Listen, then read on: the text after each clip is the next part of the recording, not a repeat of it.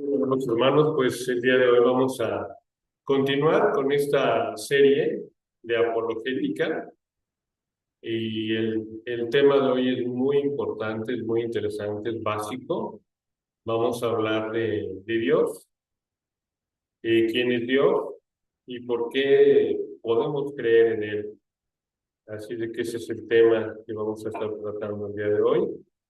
Y bueno, pues es una de las preguntas más fundamentales que podemos hacer y de las más desafiantes en nuestro tiempo. La pregunta ¿es racional creer en Dios en pleno siglo XXI? Ha habido muchos avances científicos, avances tecnológicos, hay muchas filosofías nuevas que están tratando de, pues, atacar la fe. Se está desprestigiando mucho desde el aspecto filosófico y algunos ateos y algunos escépticos científicos están probando o intentando más bien probar que la existencia de Dios no es algo racional. Y pues vamos a ver si esto es real. Vamos a tratar de ver las evidencias que hay al respecto. ¿Realmente tendrán razón estos ateos en decir que la fe y la razón se oponen, que son enemigos? ¿O realmente creer en Dios es como un salto al vacío irracional y nosotros es más lógico que pensemos que no hay un Dios porque no hay razón para creer? ¿O bien realmente, como vamos a encontrar la razón misma, si la usamos con honestidad, si la usamos buscando la verdad, nos van a señalar a un creador, nos van a señalar a este Dios, ¿verdad? Nosotros no podemos probar la existencia de Dios como si fuese una fórmula matemática. Siempre la fe, como nosotros sabemos, va a ser necesaria, pero podemos ver buenas evidencias, buenos argumentos que nos apuntan a creer en Él. Ver que la fe en Dios es algo muy racional, más que un acto irracional, ¿no? Entonces, vamos a ver que es muy razonable creer en Dios. Tenemos suficientes razones para hacerlo de esta manera. Y vamos a ver todas las líneas de evidencia, hay muchas líneas de evidencia que vamos a estar tratando de estudiar, que nos hablan acerca de la fe. Y pues el objetivo es fortalecer nuestra misma fe con evidencias y también poder estar preparados para presentar razón de nuestra esperanza a todo aquel que nos lo pide, ¿no? Recordando Primera de Pedro 3:15, ¿verdad? Entonces, esa es la esencia. Pero pues antes de explorar por qué creer en Dios, es fundamental aclarar en quién creemos, qué es ese Dios al que nos referimos. Y pues vamos a ver que es el creador de todas las cosas, vamos a ver que Él es la primera causa incausada, el que da origen a todo, ¿no? El ser más grande que puede existir. Es todo, pues, una creación, ¿verdad?, que Él ha hecho. Y todo lo que está creado viene a través de esta primera causa incausada. Entonces es un ser supremo, es un ser infinito. Infinito significa que no tiene límites. Podemos ver también que es inmutable, Él no tiene cambios.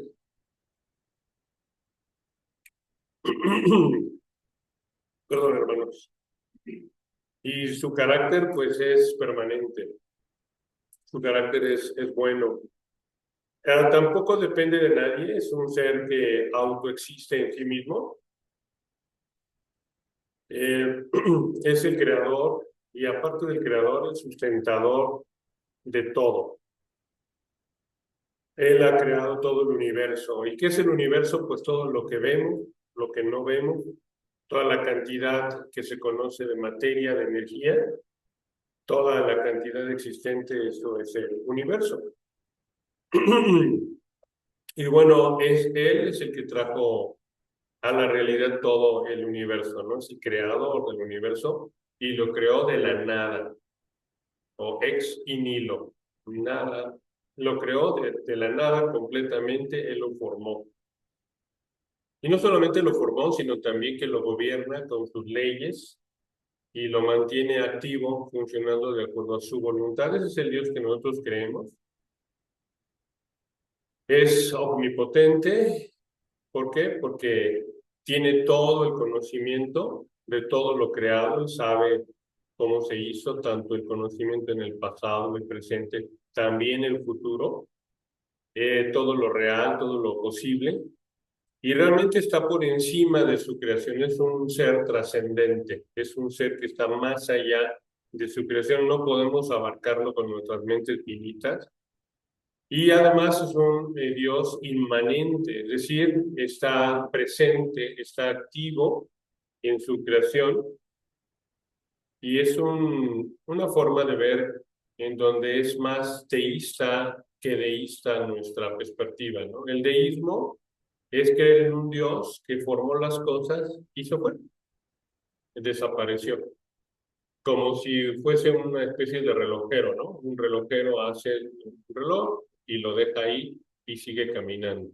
Eso es conocido como el deísmo, pero nosotros creemos que hay un Dios que no solamente hizo el universo, sino que está presente, que sigue de manera inmanente viendo por tu creación y asegurándose de que todo marche de acuerdo a su voluntad.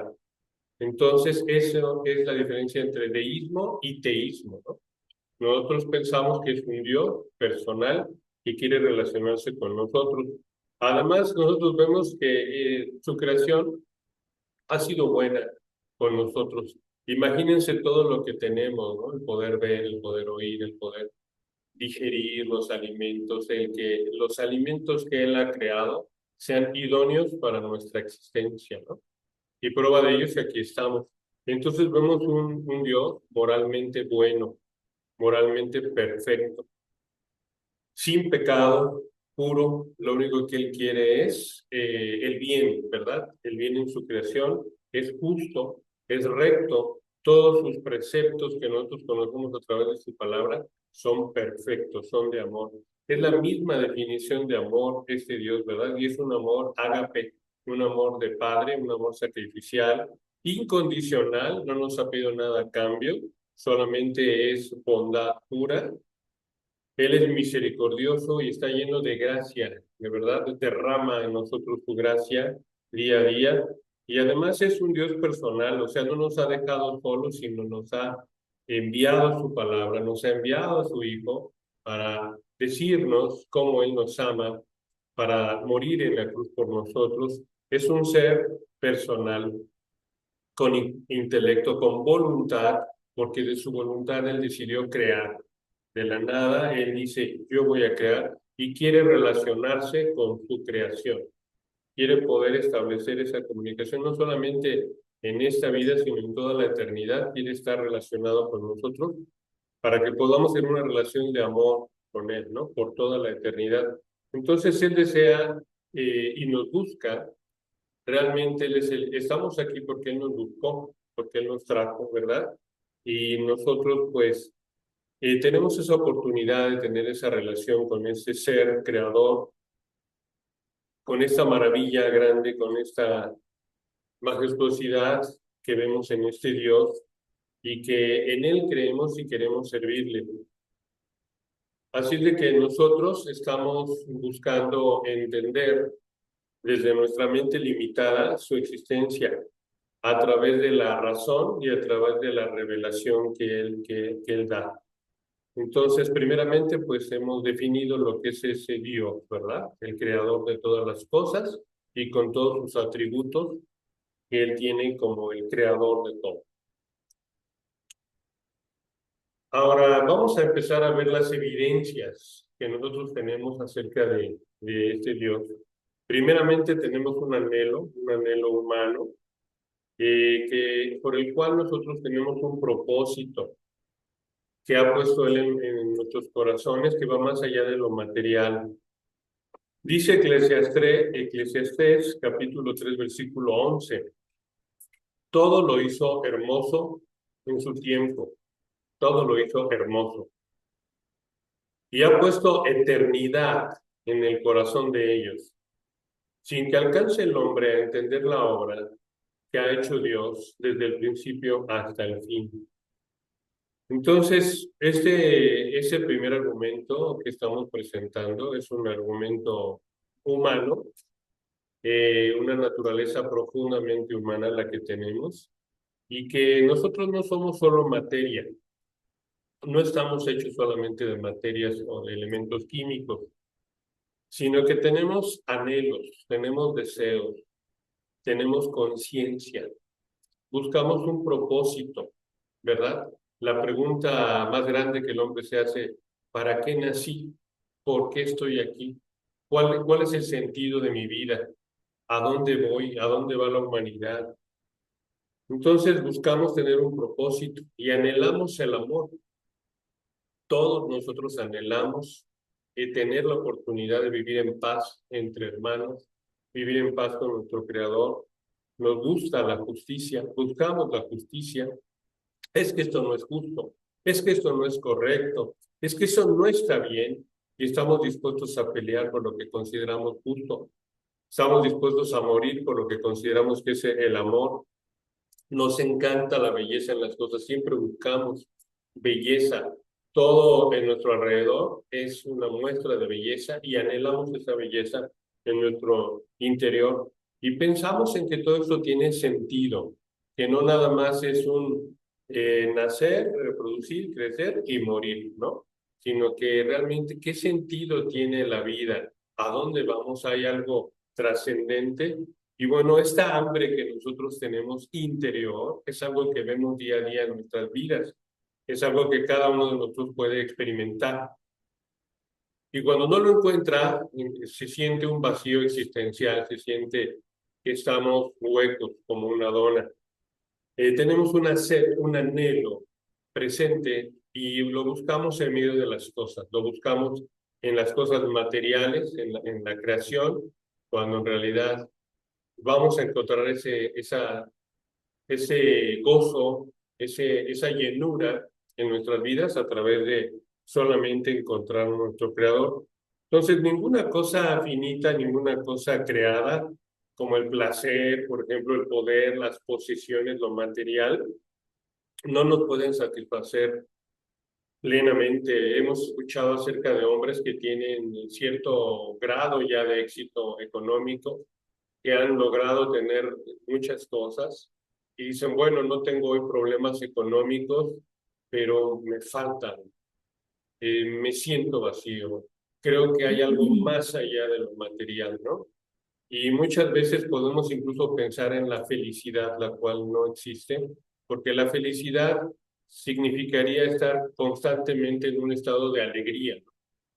Alegría constante, alegría permanente es algo que no se da porque la vida tiene muchos matices. Hay dolor, hay enfermedad, hay angustia, hay preocupaciones. Y pues la felicidad como tal no se puede encontrar. Sin embargo, cuando vamos alineando nuestra vida hacia los preceptos de Dios y vivimos conforme a su palabra, hay mucho menos dolor, hay mucha más plenitud, mucho más gozo que en las cosas materiales, ¿verdad? Como dijo San Agustín, después de que él tiene su propia vida llena de vacío, de pecado, alejado del Señor, que llega, ¿verdad?, hacia una necesidad que él encuentra en él y dice, nos hiciste, Señor, para ti. Y nuestro corazón está inquieto hasta que descanse en ti.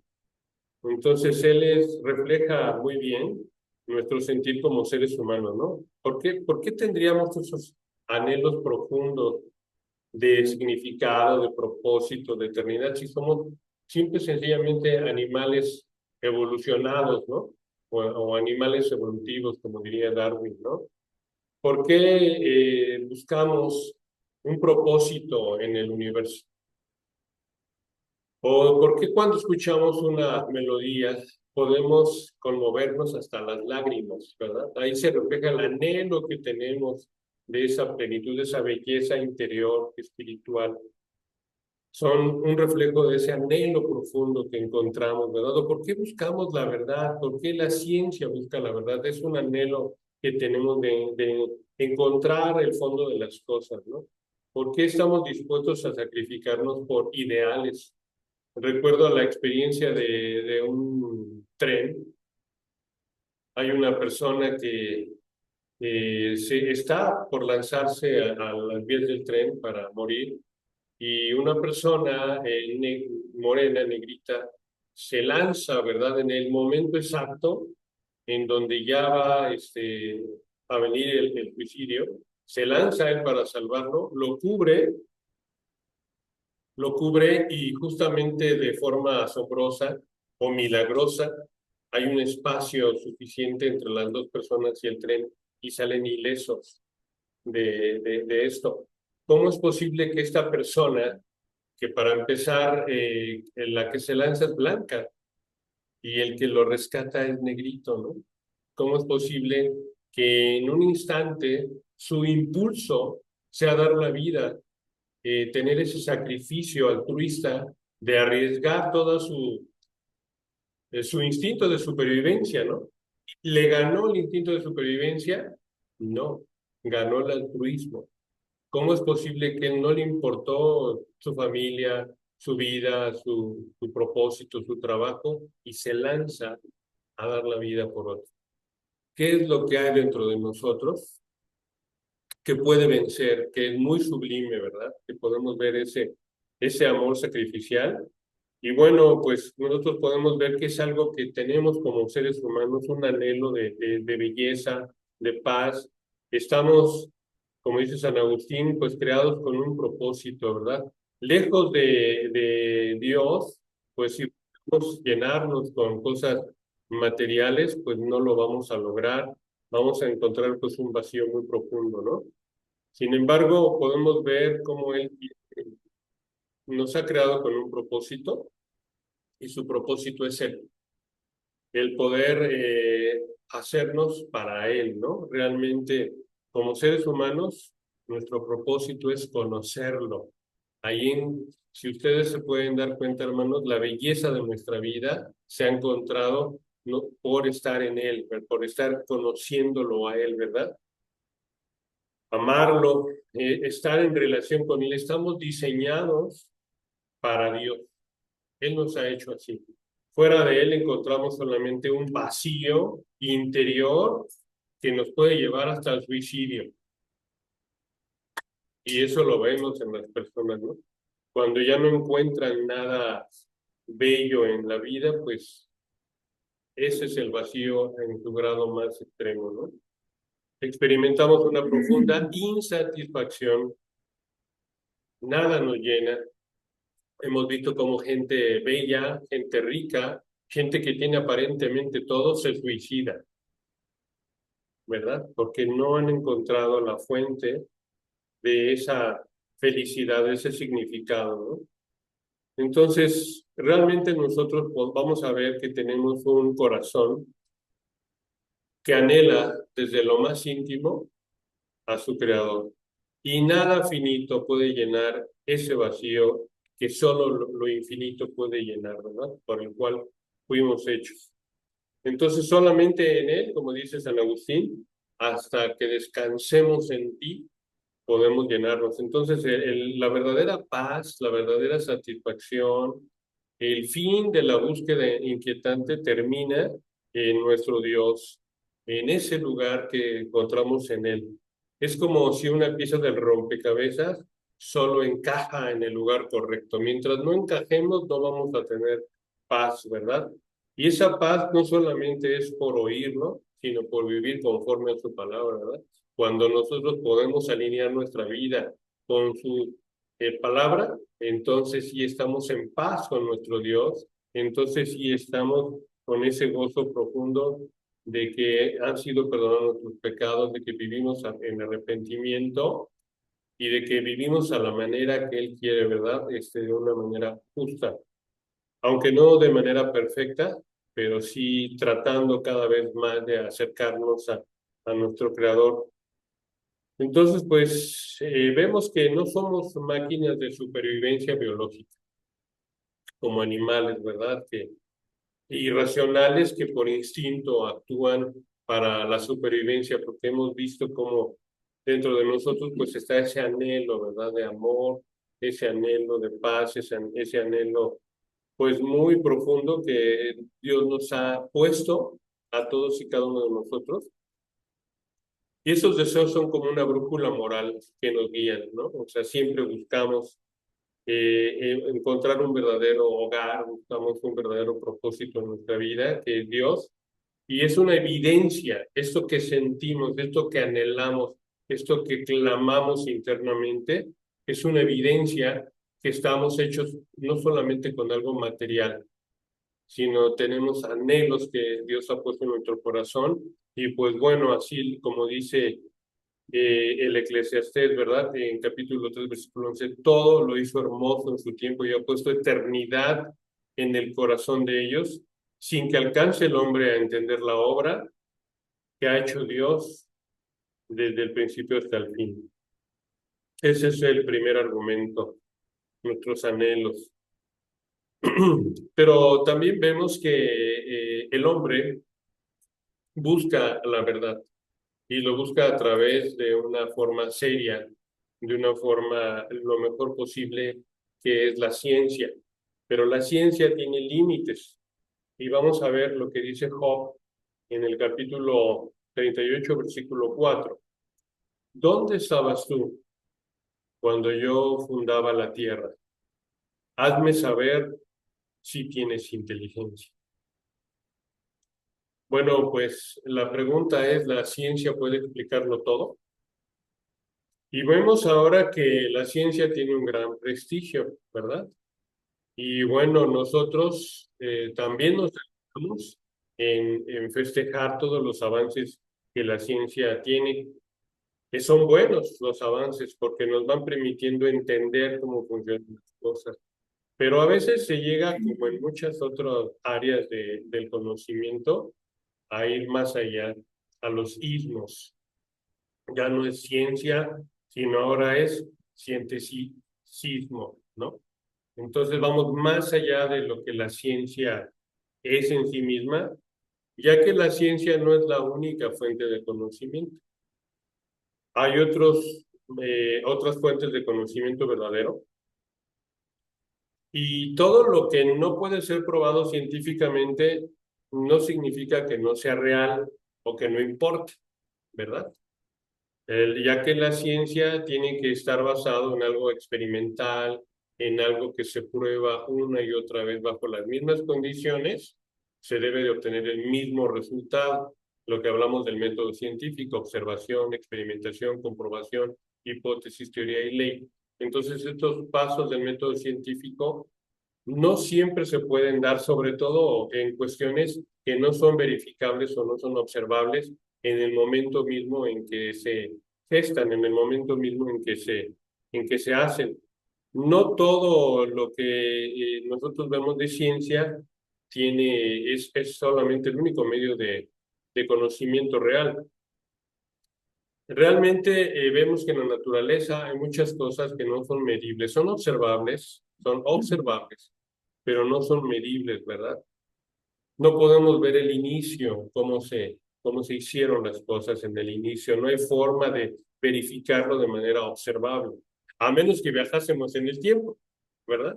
Podemos ir al principio de los tiempos y ver cómo surgió. Sin embargo, hay formas de acercarse y ahorita vamos a ver algunas de ellas, porque la misma ciencia, con la evidencia actual, puede hacer conjeturas en el pasado, y la misma ciencia nos habla de cómo fue el origen del universo. Pero bueno, hay cuestiones que no puede la ciencia entender. Por ejemplo, no sabe muy bien más que cómo funciona el universo. Trata de explicar cómo funciona el universo, el cómo, ¿verdad? La ciencia no puede hablar del cómo. Por ejemplo, la gravedad. ¿Por qué cae un objeto? con qué velocidad cae y es medido precisamente, ¿no? 9.8 metros sobre segundo al cuadrado. Es la velocidad de la gravitación, ¿no? O la constante de gravitación universal. Y entonces eso es observable y una y otra vez. Sin embargo, la ciencia no puede hablar del por qué existen las cosas, cuál es su propósito, para qué existen las cosas, ¿no? No puede hablar si algo está bien o si algo está mal. Simple y sencillamente esas cuestiones de moralidad quedan más allá de la ciencia. O la ciencia tampoco nos puede decir qué es la belleza. La ciencia no dice esto es bello, no es bello, no es algo que la ciencia pueda manejar, o si realmente la ciencia no puede demostrar a Dios porque no puede abarcarlo, como no puede observarlo en un microscopio, no puede verlo. No puede ver si hay una realidad trascendente de lo material, porque eso rebasa sus medios. La ciencia está limitada con lo observable, pero no con lo trascendente. Así de que son preguntas que la ciencia tiene límites para comprender. No puede verificar los sucesos del pasado. Simple y sencillamente la forma de conocer que algo ocurrió en el pasado es ver las evidencias que hay el día de hoy, ¿verdad? En libros, en la arqueología, son evidencias que hablan acerca de ese Dios. Entonces podemos ver que realmente la afirmación de que solamente puede ser probado lo que es científicamente probado, realmente se autorrefuta, ¿no? Porque Dios, por definición, trasciende todo lo inmaterial, todo lo material, porque es el creador de todo el universo. No es un objeto que sea digno de estudio o que pueda estudiarse científicamente. Entonces, esperar una prueba científica de Dios comete un error de categoría. Es como tratar de medir el amor, ¿no? Con una regla. ¿Cómo se puede medir el amor con una regla? Entra en otra categoría. Entonces, por eso es que Job nos recuerda, en Job 38 nos recuerda que humildemente debemos de reconocer que hay límites, que el ser humano con honestidad no puede alcanzar a contestar todo, ¿verdad? De manera experiencial, de manera tangible. Realmente hay cosas que están más allá, que es una realidad que escapa de nuestra comprensión, que escapa de nuestro control científico. La ciencia y la fe, sin embargo, no tienen por qué estar en conflicto. La ciencia y la fe más bien son formas complementarias de ver las cosas, ¿no? Porque la ciencia pues va a explorar la obra de Dios y como manifestaba, nos explica la ciencia por qué funcionan o cómo funcionan las cosas. Pero la fe justamente y la teología busca justamente entender o explorar al Creador, ¿no? Es algo que es rebasado por la ciencia. ¿Y cuál es el propósito de todo lo creado? Pues eso es la teología. Y ambas se deben de complementar y se complementan muy bien. Y pues bueno, vamos a comenzar ya con la primera,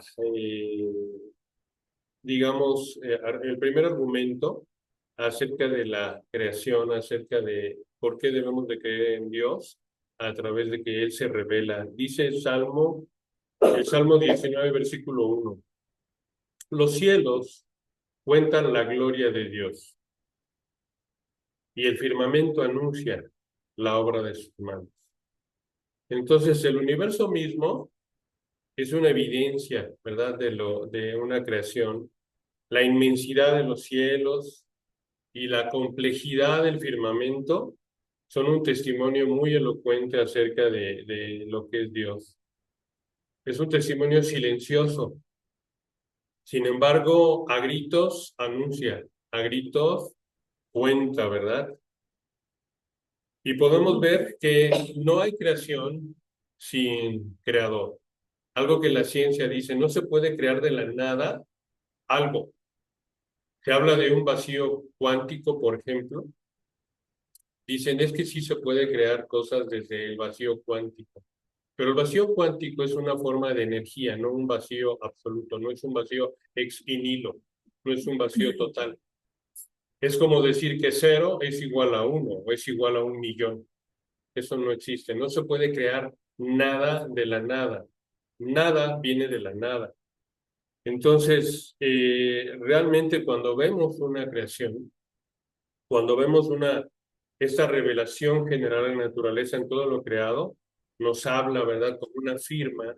Cada cosa es una firma que nos hace darnos cuenta de que hay un creador, que realmente podemos ver a través de lo evidente y de nuestra conciencia, la conciencia humana que también es una realidad.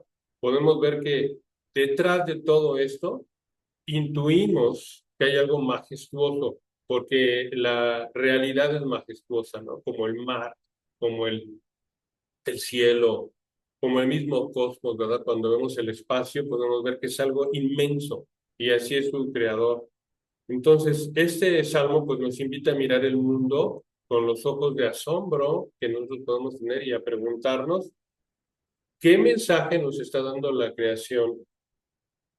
¿Realmente es todo producto de un azar ciego o de un diseño intencional?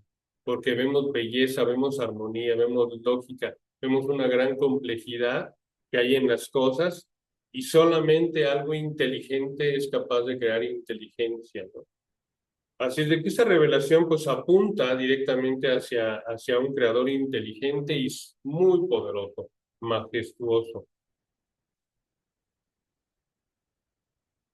Y bueno, vamos a ver más acerca del argumento del cosmos, el argumento cosmológico. Dice Génesis 1:1. En el principio creó Dios los cielos y la tierra. Y bueno, este argumento que les decía es el argumento cosmológico. ¿Por qué se llama cosmológico? Simple y sencillamente por la palabra cosmos. Cosmos significa universo. ¿Y qué es el universo? El conjunto de todo lo creado materialmente y de energía, ¿no? Todo el conjunto de lo material, ese es el cosmos. Entonces, nos habla de que hay una primera causa. Nos habla acerca de que esta primera causa, pues, es Dios, ¿no? Porque podemos hacer una cadena. Bueno, pero ¿quién creó el universo? ¿Pero quién creó a Dios? ¿Y de dónde viene? Es una cadena interminable. Sin embargo, hay una primera causa que causó todo y es una causa incausada. Ese es Dios, ¿verdad? Y su origen, pues es Él mismo.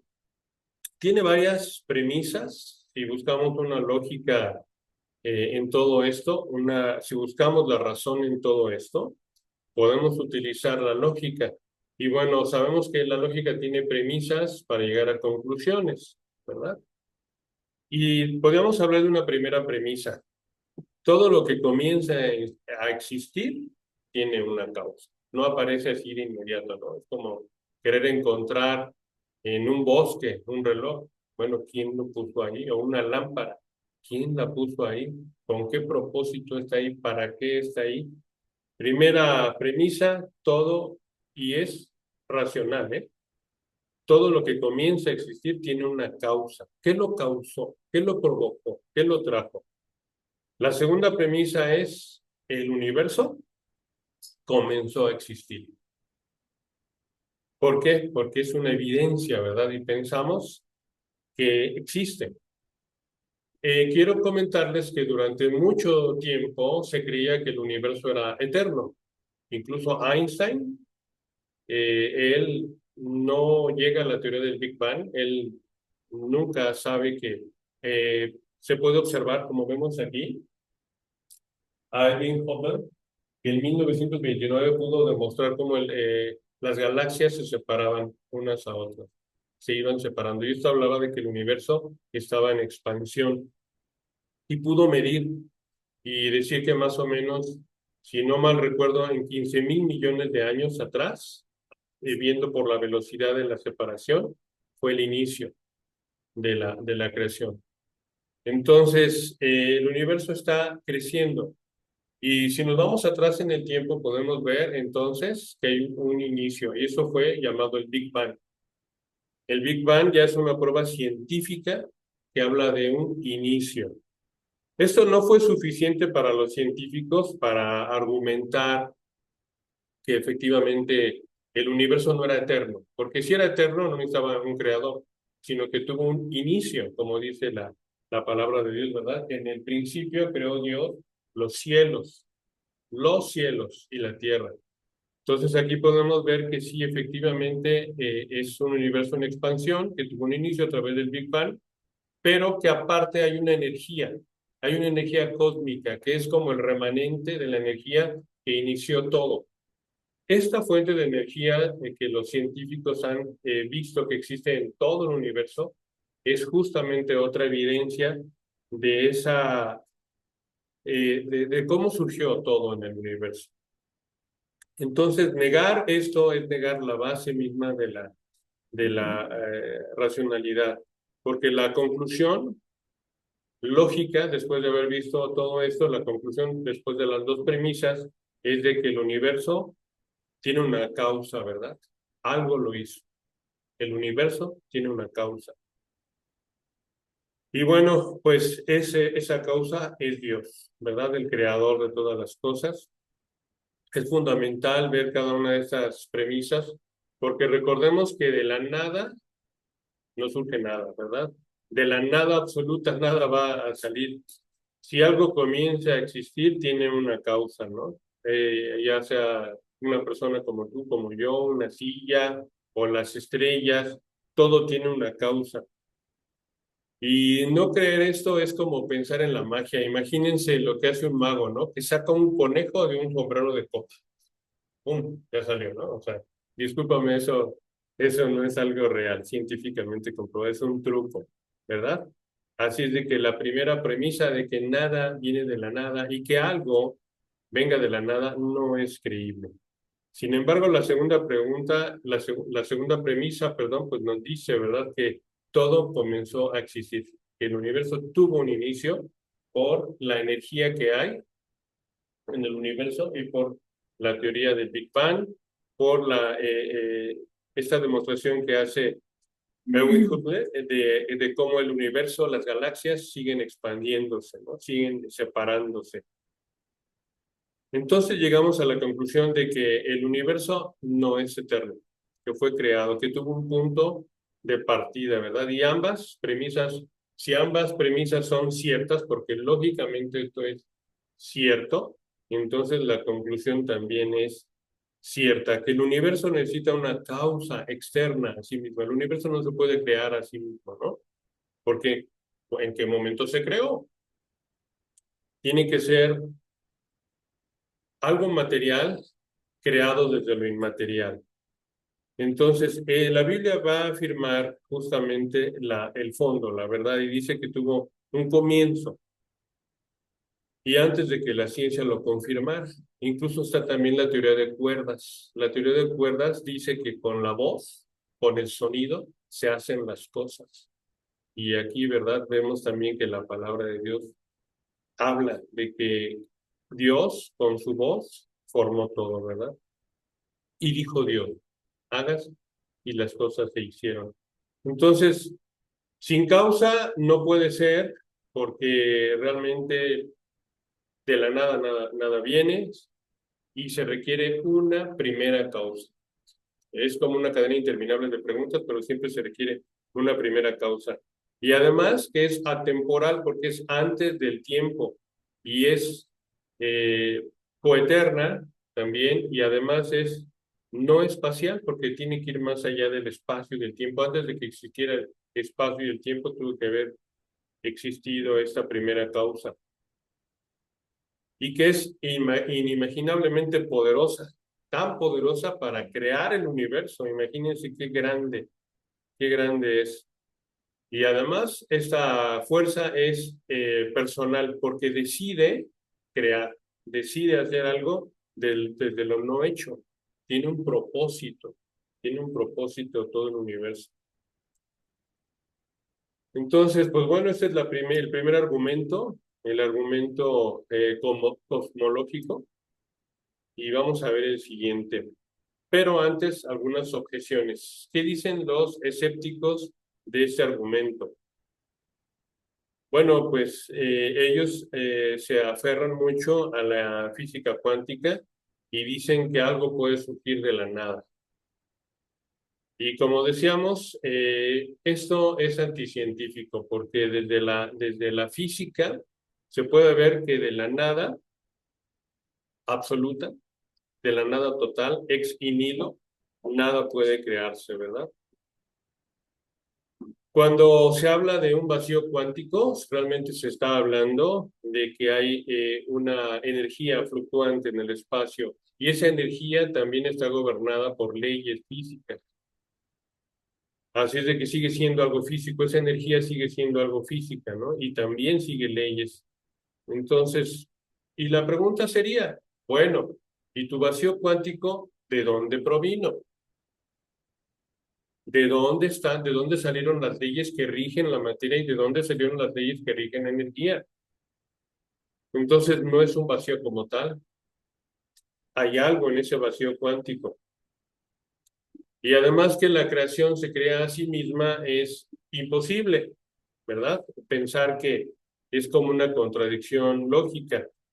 Para creer que algo se hizo a sí mismo, entonces tendría que existir antes de existir, ¿verdad?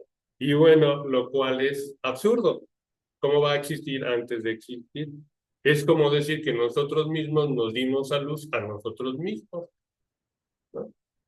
Bueno, siempre se requiere una causa. Para que haya un efecto, se requiere una causa. Y esa causa no puede ser en sí mismo, porque no tiene sentido, ¿no? Sin embargo, eso nos lleva a una primera causa incausada. Así es de que la nada absoluta no tiene poder para causar algo. Esa nada, que es ausencia total de cosas más allá del espacio, del tiempo, necesita de leyes, necesita de energía, necesita de materias, o no tiene propiedades y no tiene potencial para crear nada de lo que ha hecho las cosas, no puede causar otras cosas. De la nada, nada viene, ¿verdad? Así es de que pues aquí vemos en Hebreos 11:3 pues que nos está recordando que lo que se ve, la creación, lo que se ve surgió de lo que no se veía. Y eso va más allá de un proceso que los naturalistas hablan de que es un proceso ciego, de una nada absoluta, sino nosotros sabemos que viene de la palabra de Dios. Fue un acto intencional porque es un ser inteligente personal que tiene voluntad, que tiene un propósito en hacer las cosas y que además es un ser súper poderoso, preexistente. La fe entonces pues no es ciega, sino realmente se entiende desde la realidad que podemos ver, de que hay algo detrás de lo visible, algo invisible, como dice la palabra de Dios, ¿verdad? Fue hecho de lo que no se veía. Eso es la palabra creadora de Dios. Pues muy bien, hay más argumentos, apenas estamos en el primero o segundo, pero están muy profundos estos argumentos. Son argumentos también científicos, también racionales. Son formas en que nosotros podemos defender, hacer apologética ante todos aquellos que pregunten la razón de nuestra esperanza. No es una fe irracional. Ya veremos, por ejemplo, que el que estuvo atrás del proyecto del genoma humano, Francis Collins, que pudo armar completamente todo el genoma, nadie más se hace cristiano por medio de la ciencia. Pero eso ya será en otro momento. Y pues vamos a ver que tenemos buenas razones para creer en Dios, ¿no? Que es muy racional y que no creer en todas estas cosas es negar la evidencia, es negar la razón, pensar que todo esto tan complejo, tan enorme, fue creado al azar y de la nada. Incluso vamos a ver como el multiverso, ¿no? Dicen hay una infinidad de universos y dentro de esas grandes infinidades de universos, nosotros tenemos la fortuna de estar en el universo que pudo dar azarosamente con la vida, ¿no? y nos vamos atrás. Bueno, ¿y quién es el creador de los multiversos? Y hablar de multiversos también es hablar de que es algo no verificable, no observable. No hay razón de de creer en estas cosas. No hay evidencia del multiverso. Y pues ya iremos viendo más argumentos científicos al respecto que nos van a ayudar a que la fe crezca, a estar más firmes para cuando haya diferentes personas, ¿verdad? Ateas, agnósticas que nos pregunten acerca de nuestra fe, poder dar argumentos al respecto. Pero bueno, por el día de hoy, hasta aquí vamos a llegar, hermanos.